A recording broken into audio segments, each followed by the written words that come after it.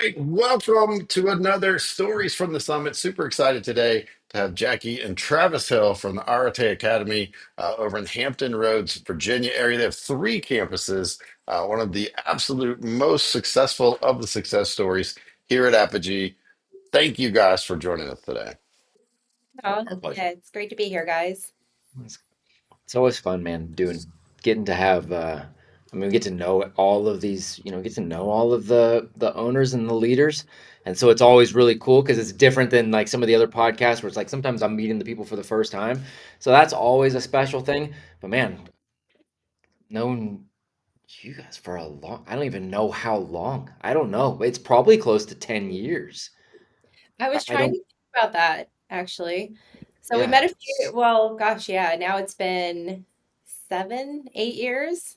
Probably, yeah. I don't know. It's yeah. So it's so fun. It's so cool. And then it's also like sometimes I realize that and go, "Hold, like that's crazy. Like it's kind of a long time. It's cool, man. Some couple of my favorite people on the planet, man. So this would be fun.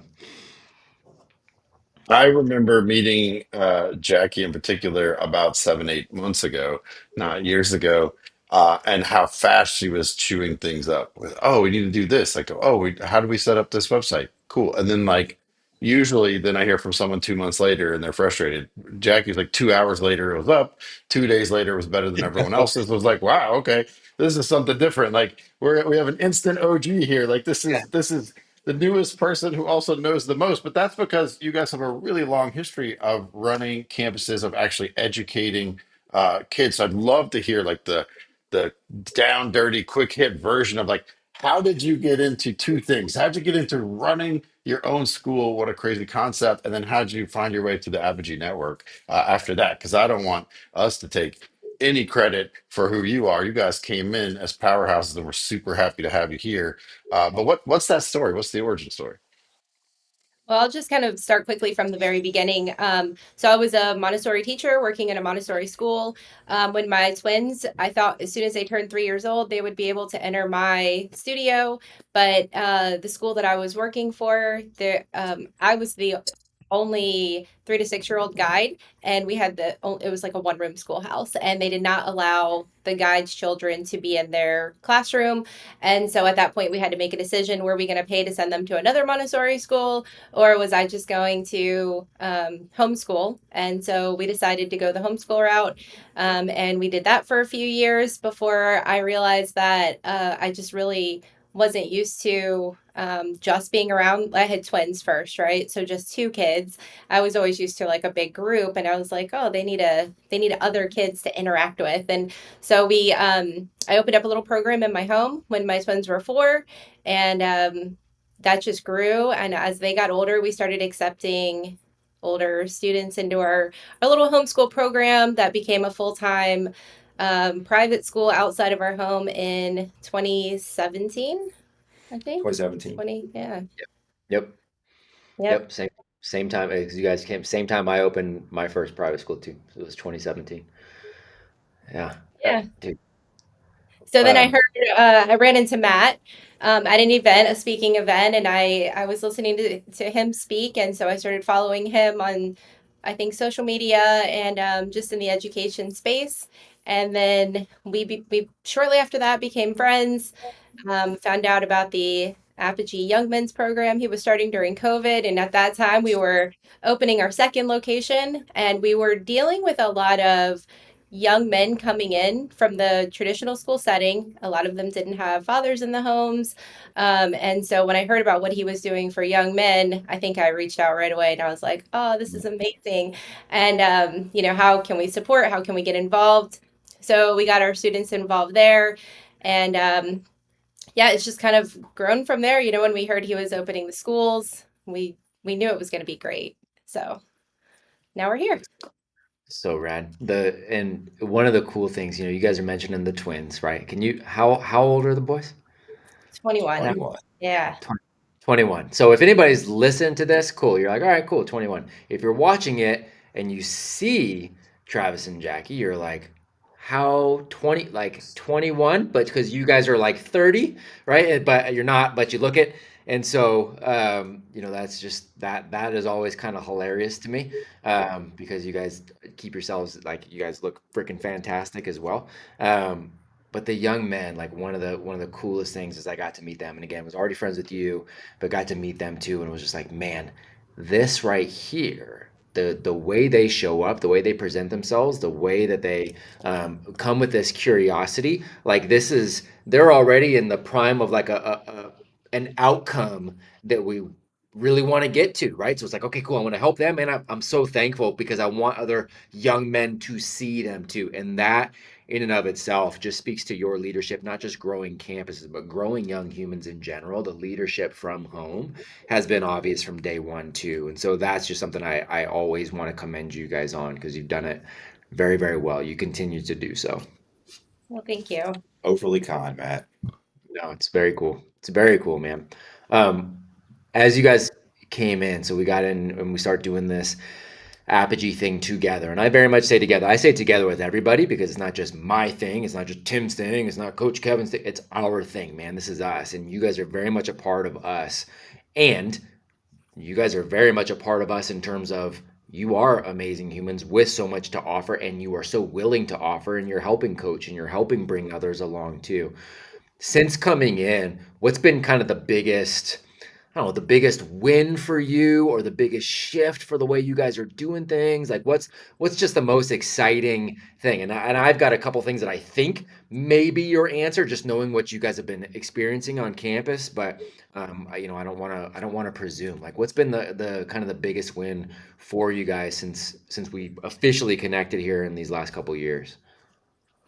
Oh man. Here, and then Okay. There's so much.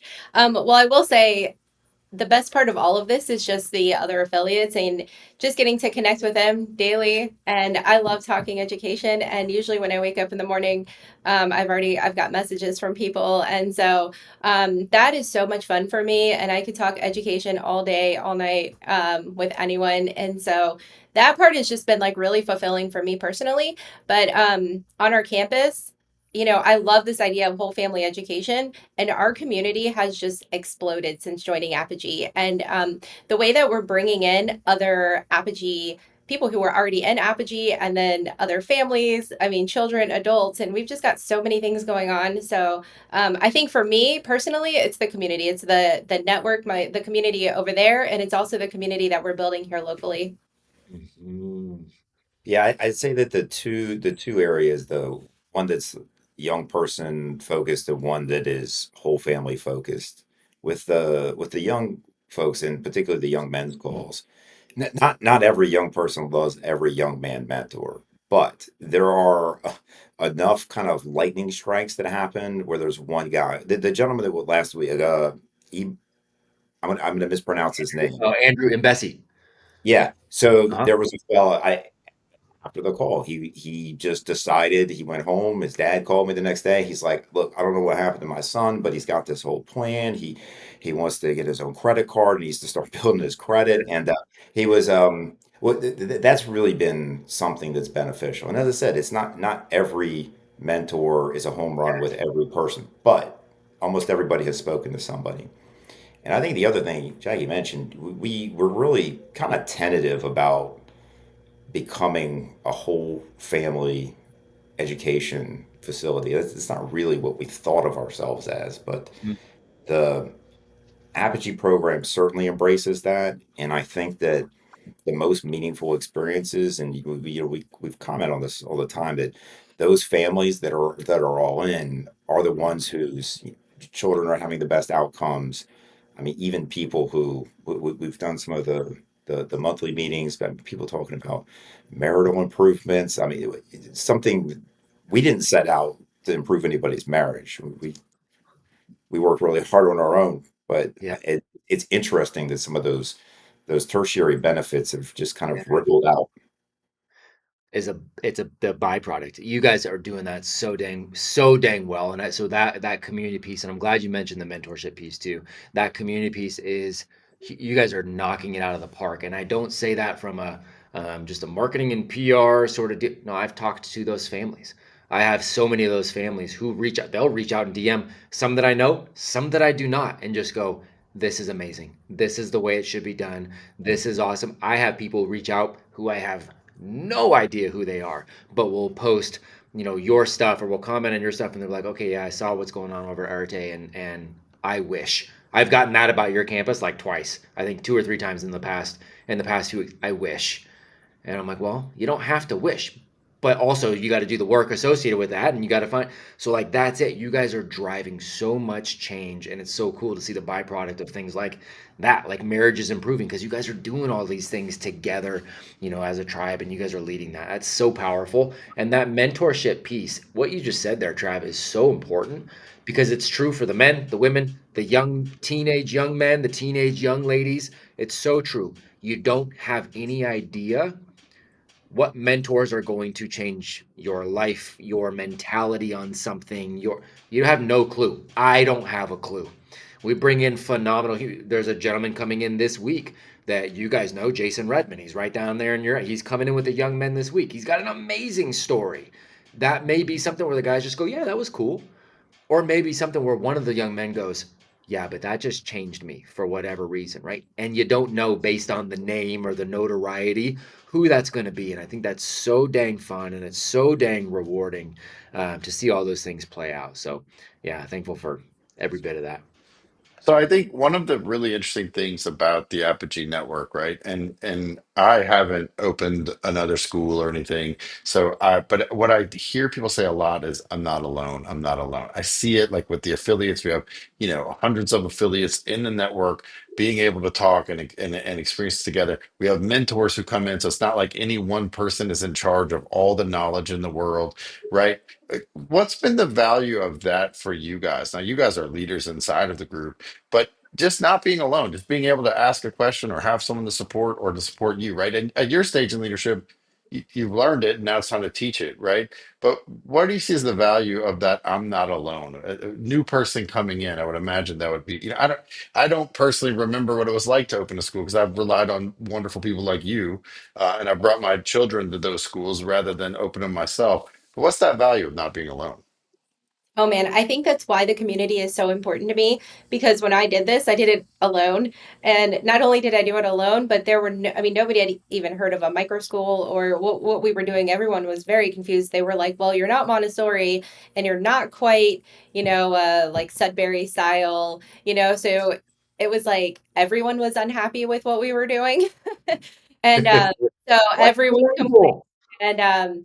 And so because it's this structure within freedom, right? It's freedom with responsibility. And so trying to balance those two was just something that it was very new, right? Back in 2017, nobody had really, and we had been doing this since 2008, but now we're trying to market it to the public, and everyone's like, what? So, there was just a lot that it was really hard. And, trying to open up multiple campuses and things like that. And, we were shut down. 3 of our campuses were shut down by the local fire marshal coming in and saying, like, oh, your stairs are 6 inches too wide. You can't have a school here, after we had already done the work to open and we were just waiting on our CO. I mean, there were just so many things that we went through that it was just I was alone, right? And so I think that's why now I really love pouring into these affiliates and just you know, helping them see like you're not alone. You will absolutely go through a lot of hardships opening a school, but we're here to support you and, talk you through it and just be there to cheer you up when you're having a really tough day. Mhm. Yeah, and I would just say that the just knowing that you're not alone, right? That knowing that you're not crazy, that you're on an unconventional path, but it's not as crazy as it might sound to somebody who has only exposed themselves to a very traditional sort of pathway. And I think being able to answer the question, like, I find I'll trust my 5-year-old with you, but what about my 10-year-old? And like Mhm. 16-year-old, but what about an 18-year-old? What does that look like? And I think that knowing that you can talk to a group of people that it kind of trod that path is very helpful.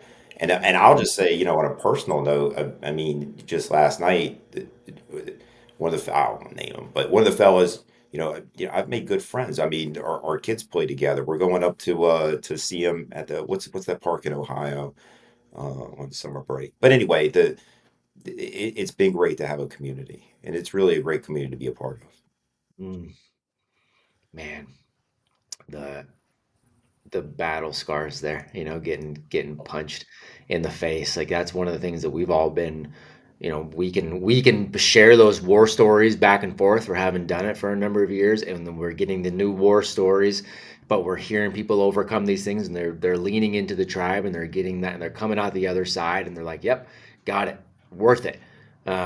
Glad to do it. Hard when you're in the middle of it, and unless you have done this, you don't understand how hard it can be. So there's it's we're thankful that we're not alone, and it's a microcosm of how life actually works.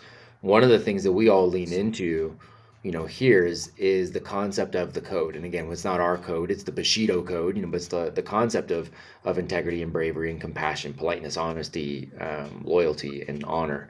Um, any of those that you think, if you had to pick one that's as close to like your anchor for what you guys have really leaned into, to go through those things and come out the other side, like if you got to pick one of those, like do you have one that's like, ooh, this is the one that's really kind of stood out and helped us, or has that changed over the course of years? Like how do you guys look at the code, and if you're helping other owners who are walking into some of this stuff for the first time, like is there any one of those that you kind of go, look, this is the one to kind of lean into out of all those? For me, it's definitely integrity. I feel like Mm, that's just, even before joining Apogee and, learning about the Bushido code, that one for me is just, just being a person who always does the right thing, whether someone's watching or not, and it's one that, our students, I mean, gosh, since day one, it's just something that we talk about. There's, again, a lot of freedom, and that freedom comes with a lot of responsibility, and you have to have integrity and, um, you know, and and honesty, so I think for me that's probably the biggest one. And then also when we made the switch to Apogee and changing our name to Arete Academy, and Arete just means the pursuit of excellence, and so those two mm, things are just something that we talk about a lot on campus. And it's just not doing the bare minimum just to check a box, and just to say you did something right, but really just whatever it is you're going to do, like strive to be excellent, right? Like nobody's perfect, but we can all strive to be the best versions of ourselves. And, like whatever work we're pursuing or doing, just doing it with, um, to the best of our ability, right? And if we just have that mentality, if that's our personality and that's just how we live our life day to day, that's just the person you're going to become, and especially when you're surrounded by others who are also living their life like that. And so this community that we've built here, where we're just surrounded by not only young people but parents who are all kind of living, that same lifestyle is mm. yeah, really important. Yeah, I think that it's almost, a meme at this point that I'm never going to cheat on a diet. You're never going to see me with candy. You're never going to see me with a soda. And, everybody's lunch gets held up. The ingredients get read. You're going to get fact checked. And, you know, exercise is integral to our plan, Mm. a young person's development. And you're going to demonstrate that. And I got a couple of the fellas, they think they're going to overtake me on the bench in the next 4 months, but they're getting two of are up over 205. They're 205 now. So that they think they're catching fast, but they're not gonna overtake. My But man. living that in, living, modeling the Yeah. behavior that we hope that the young folks that spend time with us will adopt. So hold on though, because you guys are special, and I've been in your house, so I have inside information, right? I met your kids. Now, here's the funny thing, because here's the number one question I hear from parents that have kids about my age in Apogee School, which is like 8 or 10. The number one question is, well, yeah, but how do they turn out? Like, what happens to them when they leave school when they're like 18, 20? You got some of those, right? So all these kids we're talking about that you started this school in the name of, right? Your kids, they're out, right? Like they're 20 somethings. If I remember right, I mean they're on the way out. So let me ask you from a very personal experience, and I know you're biased because they're your kids, but that's okay. How'd it go? Like how'd it turn out? You baked some kids through this system from not birth, but from whatever age to now, how'd it go? Like, So I'll share their story and then I'll just kind of share how we ended up, kind of following the educational path that we did. So the twins now are 21. They're graduating in May with 2 degrees. So one in electrical engineering, one in computer engineering. So they decided to double major and add a year onto their degree for that extra degree. But they also started the PhD program in January. So they're technically PhD students right now.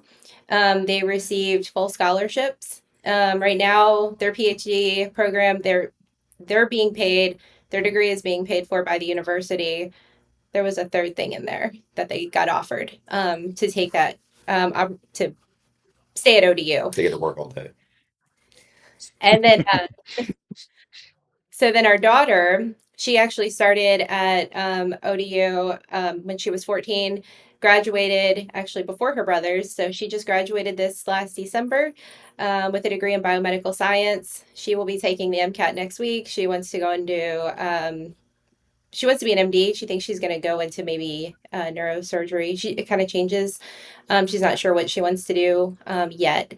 Um, so yeah, she'll be going to med school next week, and then we've got or next year, and then we've got our 16-year-old who's getting ready to graduate, and then we've got a 9-year-old still in school, at our school. So we kind of fell down this path, I think, because being a Montessori teacher, right, I was already kind of used to preparing the environment in a way that allowed students to learn, right, without being told what to do, and so when I started the program at home, we started incorporating some technology. There was obviously a lot of STEM. That was something that the twins were really into. A lot of like robotics, just really fun things, music. And so it kind of took us out of this traditional Montessori environment as we just kind of like expanded the things that we were doing. And it just kind of grew from there. And we are, very tech heavy, I think, here in a lot of ways, especially now using like AI. AI just really has been amazing for the individualized learning when it comes to, I mean, being able to learn anything you want like that. And it's not cheating again, right? This all comes down to integrity. There's no reason to cheat because they're not being tested or anything, right? If you want to learn something, there are ways that you can learn it without a teacher. And so we kind of fell into this very self-directed environment, but where they had to set very clear goals and objectives. And so I think that's where there was a little bit of confusion, right? Like bringing this to the public, it was like, well, you have the Sudbury schools that are kind of like a free for all, and then you have, Montessori, which is a little more structured than what we were doing. And so we were kind of like in this in between. And so what that looks like for us is the children are setting their own goals, right? But we're there to help them, right? So we're there to help. We teach if that's what they want. If they need us, if they come to us for any feedback on, I don't know, what they're reading or writing, or they need help with math or something like that. Like we're there providing one-on-one. But when we're not doing that, they're flying through whatever it is they want to learn. And so what we found is that the students who were really excited about coding, right? And they could set that as a goal. I mean, they became really amazing coders. And the kids who were really excited about engineering became really, really great at what they were doing. And the kids who were, passionate about music became really great at what they were doing. And it was just giving them that freedom to learn, and there's nobody ringing a bell saying, okay, well, you've been doing this for 30 minutes. Like you've had enough, time to move on to the next thing, so they can say if they want to spend 6 hours working on something until they master it, well, they can do that. Hey, so wait, Jack. wait, wait. You're telling me that your homeschool kids who went to an alternative school have dual masters and are in a PhD program and or are on their way to getting into med school. That's not supposed to happen. Like so hold on. I figured this out, I think.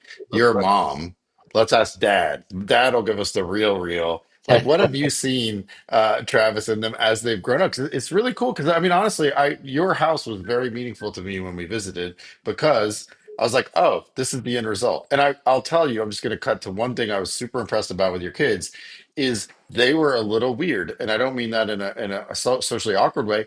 they weren't seeking approval from every adult around them. They weren't. It was very noticeable. It's like, wow, they don't really care what we think. Like they're going to do this thing, they want to do that thing, and not in a bad way of like being flippant, but they just really didn't need someone else's approval. They had their own, and they really were interested in what they were doing. That struck me because I hang out with a lot of 20-year-olds, and there's not many of them like that these It's days. called confidence because they're really nice people. They remind me of my children, and that's why they immediately, as you guys were over at the farm, got along with my children too.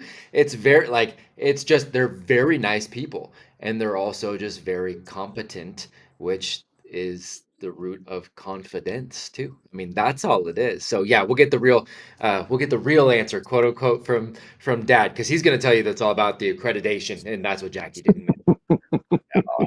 It's Oh, I will add, he was very strict about math with them. So he did make yeah, sure that, and they there's were actually there's some funny memes. I mean, I don't know if you're really a father if you don't make your kids cry, right? Like when it comes to math.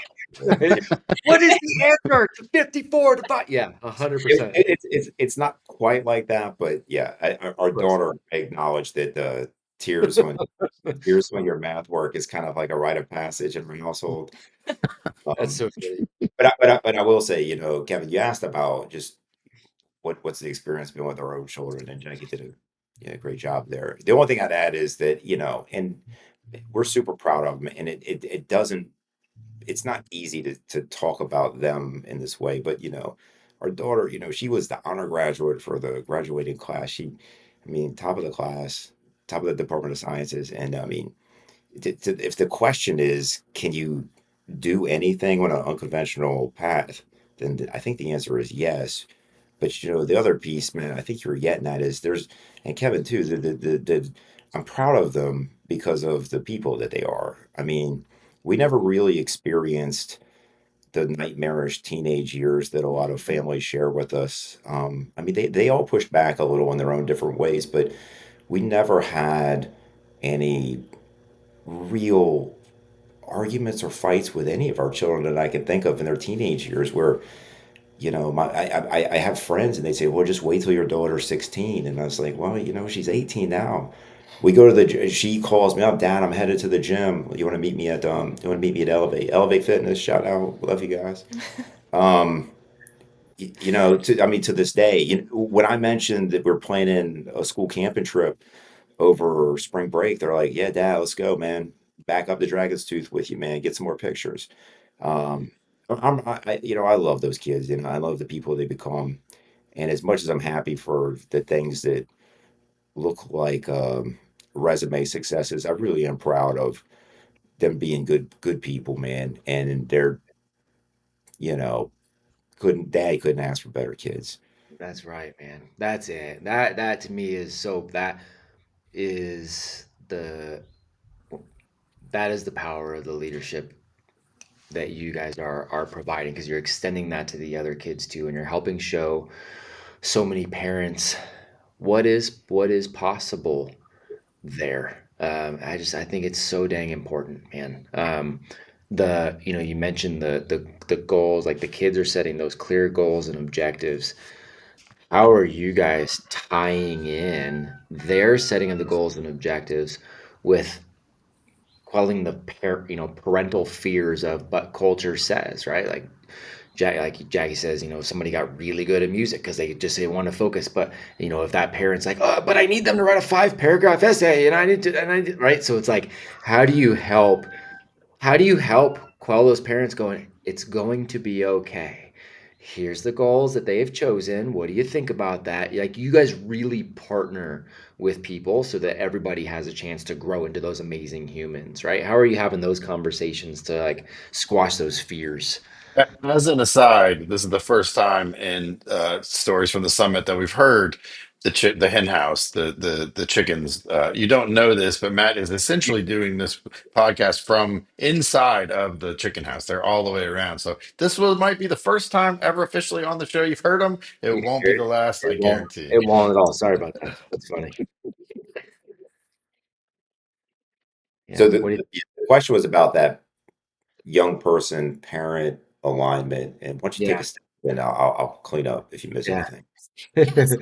Yeah, we do have the, reading, writing, and math. I mean, there's no arguing that those things are important. We certainly don't want, students to graduate and want to go to college and not be able to get in. And, now you have to take an academic test to even work at Chick-fil-A. So, if we had students graduate and they couldn't pass, a simple standardized test to go work at Chick-fil-A, that would be terrible, right? We'd be doing them a terrible disservice. So, so with that being said, we do have them set goals in reading, writing, math, and then fitness, and then their passion projects. And so what's funny is the reading, writing, and math is just such a small part of their day, right? So they set the goals, the parents approve those goals, they come in and they'll say, like, we might have a student who wants to do synthesis. And if the parents are okay with that, I don't know if you guys are familiar with that program, very game-based math developed by the engineers at SpaceX. And, if you're okay with your student doing that, like we're, okay with that as well.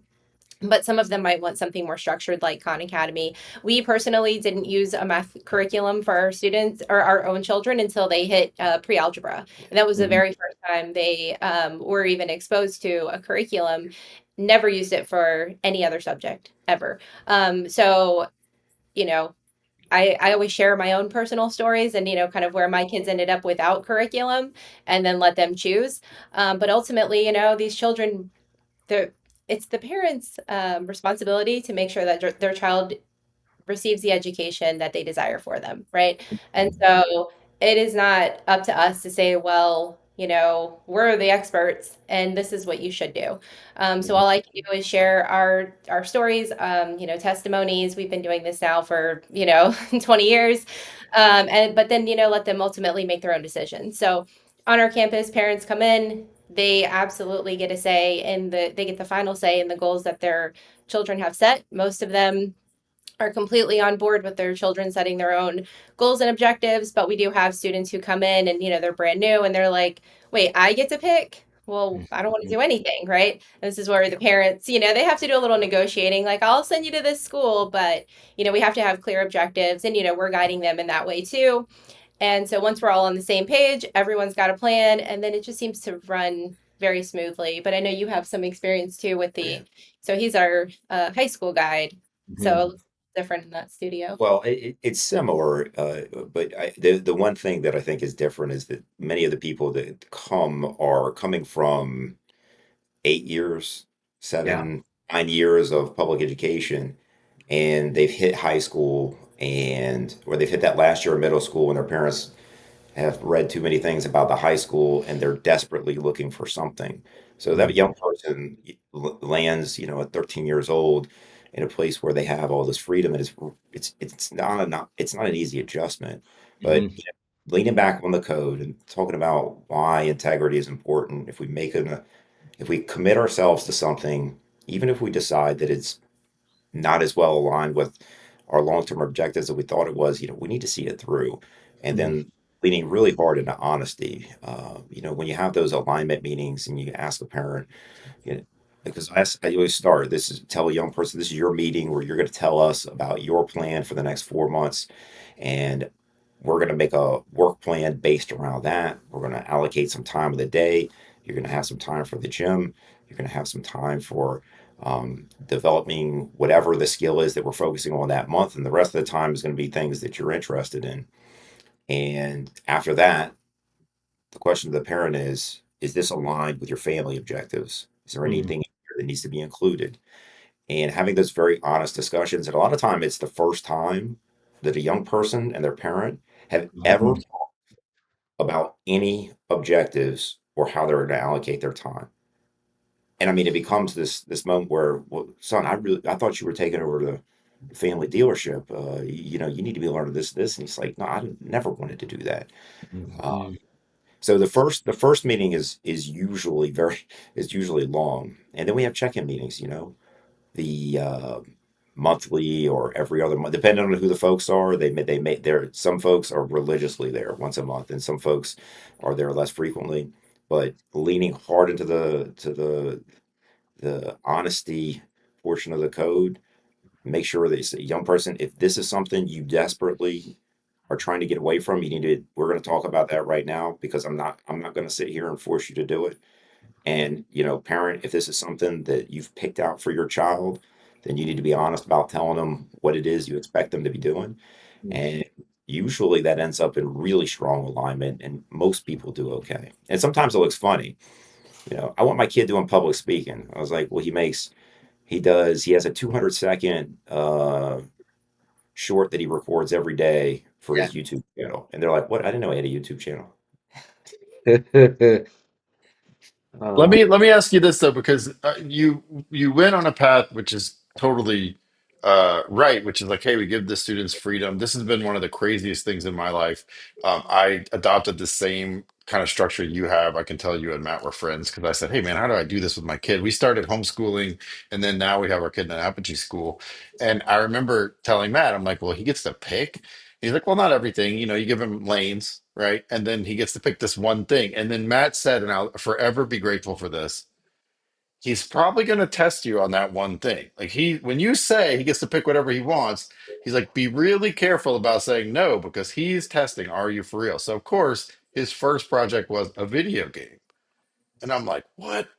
No, that's great. He's like, no, no, no. I said, okay, well, make your case, right? So he comes up, he's like, hey, video games are a big part of life. I want to get the max level. I was like, well, how long will it take you? He put together a plan, and then I started to kind of see, okay, all right, cool. Let's see. Right. And I watched this kid start to grind video games in a different way. And by the end of that project, he was rated what's called Unreal in Fortnite. If you're not in Fortnite, it's like the pro level. Like people want you to Twitch, like want you to be on their streams and stuff. I've never seen so much pride in my kid. And what's crazy is now he beat synthesis. Like they don't have a lesson for him right now. He's waiting for it. So then we're gonna go switch to Khan Academy because he's bored. It's so cool to see. Like once he bit down on his own terms, even something silly as Fortnite, suddenly, I mean, he stands a little different. Like he can tell his friends, I did this. Like, how'd you do that? Well, I had to grind, I had to work hard. I knew what the timelines were, I knew how fast. Inside of all that freedom, though, you guys talk a lot about academic rigor, and I feel like it'd be a disservice if I don't give you a chance to talk about that because one of the things I like about you is you're not like, hey kids, do whatever you want, it'll work out. Like your kids didn't end up in the degree programs they're in because you were like, yeah, do whatever, it's cool, bro. No, like you also enforce a certain standard, meaning it can't just be formless. There has to also be some type of academic rigor. I've heard you talk about this, Jackie, and I don't want to this hour to pass without giving you that spot to talk because it's beautiful. mhm. Yeah, so like I said, I mean, they do set goals in reading, research, and math, but we don't have any requirements around that, right? So as long as you are doing something, and right now I'm talking about the lower studio, so like under 12, something related to numbers every day, and a lot of times we try to make this as hands-on real world project based as we can. So like last week they built our garden boxes and they had to find the volume. Like they had to actually order the dirt to fill the boxes. So they had to calculate the volume, right? But different things like that, right? And with research, it's anything that they want to research, and they love research. It could be they're so excited, and then they present their research on Fridays to the whole studio, so they're getting the research, which is teaching them how to learn. So that's a big thing, right? So it's not that the academic rigor, we weren't really focused on what they were learning. It was more that they were learning how to learn, right? So the point of research is so that they figure out and they learn early that they can teach themselves anything they want. And that's kind of the goal, right? We don't want you to ever be dependent on anyone. And so I was kind of laughing. I'll tell this little story real quick because about 6 months ago, a year ago, the twins had about $3,000 worth of work that was needed on their car for it to pass inspection. And they were like, oh, they want to charge us $3,000. We're going to do it ourselves. It's going to be like $300. And I was like, no, you're not. You're not mechanics. You've never worked on a car. And I was like, I'll pay for it if it's the money, but you guys aren't doing this. You're going to end up wrecking your car. And they were like, Arno looks at me and he's like, Mom, like you like literally taught us that we could teach ourselves anything. Yeah, who you raised. That I can't teach myself how to change the struts on my car. So he was like, and I was like, all right, noted. So they did all the work themselves on their car. They just YouTubed it. And as literally as they were watching the YouTube video, it was $3,000 worth of work. I couldn't tell you. I know they had to change the struts. That's all I remember. I'm not a car person, so I don't know what else they did, but it was a lot of work. And since then, they've continued to do all the work on our cars. They just YouTube it. So anyway, the whole point for us, is that these young people learn how to learn, right? You don't have to take a class. You don't have to go to a professional. You don't have to get a degree. You don't have to wait for somebody, a teacher, to spoon feed you the information. Like, take initiative, right? So the point of the research for us is that they are learning, like, what do you want to learn about this week? So last week, they were learning about the stock market. Everybody chose a stock to watch, track. They got really into that. And a lot of them did their research papers on the stock that they were watching, and they got like really into it. But then they're really proud to share. And, they pull up Canva and they do these really cool animations. So the presentations are phenomenal, right? But what they're learning how to learn, they're learning how to design a presentation, and then they're getting really, really comfortable with public speaking and Mhm. standing on stage and, speaking in front of a group of people. So, I mean, the academic rigor, they're certainly not sitting down doing worksheets, being spoon fed information. It's literally reading, writing, math. And that takes about an hour first thing in the morning. And the rest of the day, it's up to them it's project based learning essentially.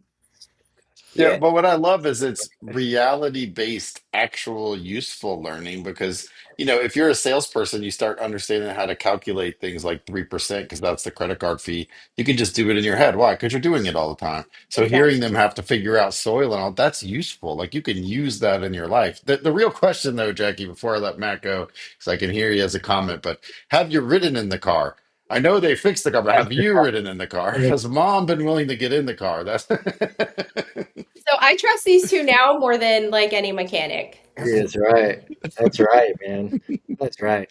I love every bit of what you outlined right there, man. The rigor, we talk a lot about definition of terms, and rigor to many people and to a lot of schools just means do more of the schoolwork. You have this many math problems, cool, double it. Rigor. Yeah. Like what the like that's right. Like that's what we think of with that and what you outlined and what's cool listening to anybody who is done something well for a long time or done something long enough to do well is when they explain it, it's quite simple. And so when you explain all of these processes and you explain the outcomes, it is a simple thing. And internally it is cool. And we're getting so many of our affiliates to see, wait a second, it is simple. So many of them are getting there too, and they're seeing that. And it's like we can tell the stories of our kids and all of the things that they're doing and coming out and go, hey, and this happened because of these simple inputs allows for all the complex outputs. That's how it works for humans.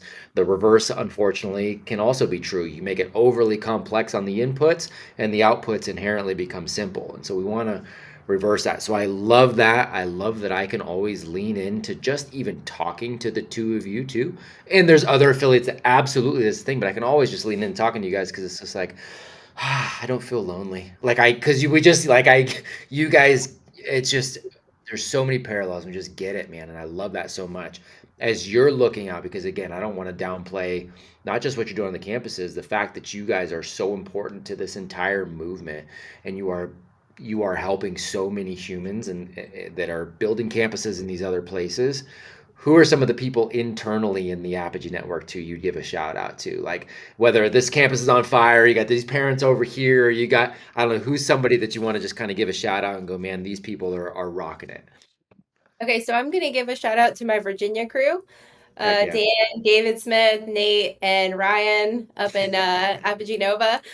Just because these guys have been like so amazing. And since day one, I think when I met them, I don't even know if I was officially in Apogee school, and they just kind of welcomed me with open arms, and they include me in all their events and put up with me emailing them nonstop and inviting them to various events. But yeah, oh my gosh, they've just become like brothers to me, and we've just got so many cool things going on. So definitely love those guys.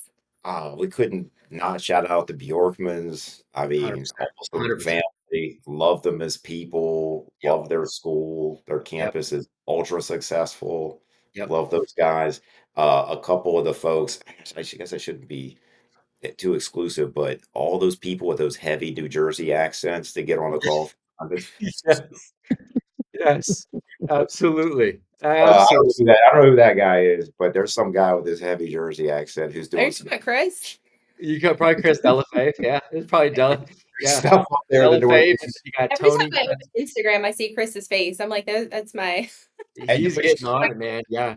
Chris. Delafave, and you got Tony Baffa, out there in Long Island, and you got so many. Dude, Okay, we but you can't call a Long Islander a New Jersey, or let's be careful now. I don't I know. didn't, Is he I didn't know there Jersey was. or New oh, it's true. York? I don't want So to. I'm We don't want to differentiating start here. an internal gang war on the podcast. Let's. I'm Well, down differentiating. here, the accents all sound the same. Sorry. Yeah, that's right. That's right.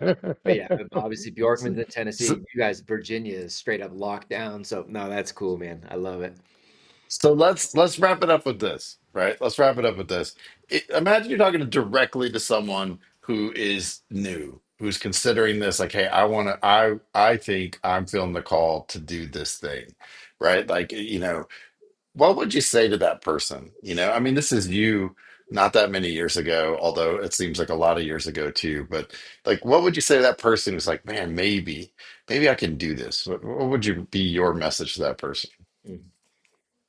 You go. Okay. Um, so I think I would tell them if they're on the fence and they have children, just imagine creating an environment, a space for your own family, a place where, your children are going to, I mean, our kids have loved every second. We have 5 kids. I don't know if we mentioned that before, but they have just loved every second of being on campus. But what's really great is that, we had our first graduates in 2020 and we've had 15 graduates as of today.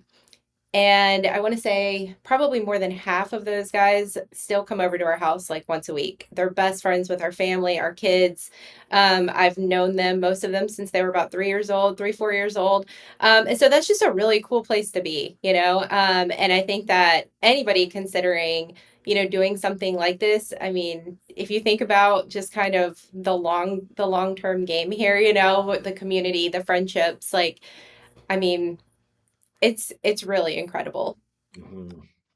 I've got one for this because I think this is the pitch. So I worked for a pretty big company for 20 plus years, and asked myself the question: what's the best day I had at work in those 20 years? Let me think about the best day I've ever had at work.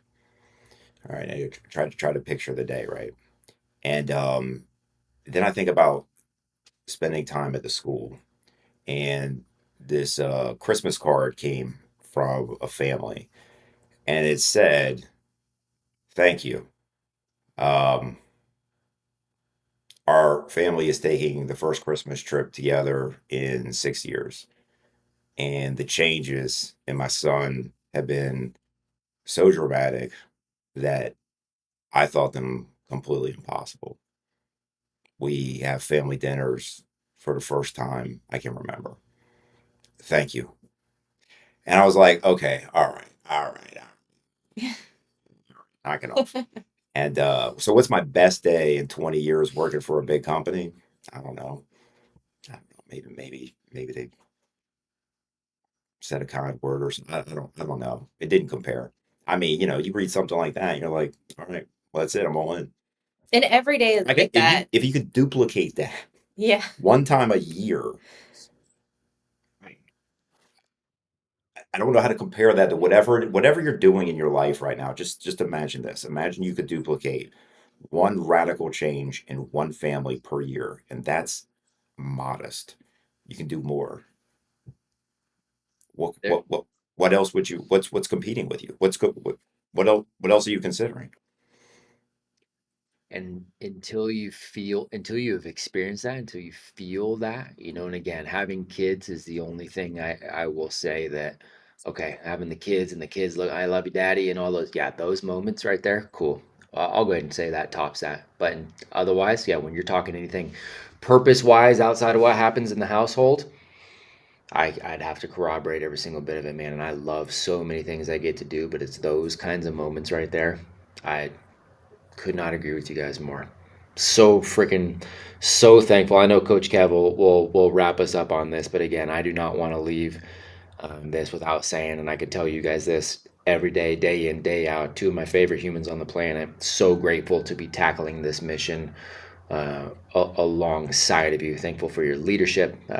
Just thankful for your friendship. Every single bit of it, man. So huge, big old freaking hugs to both of you.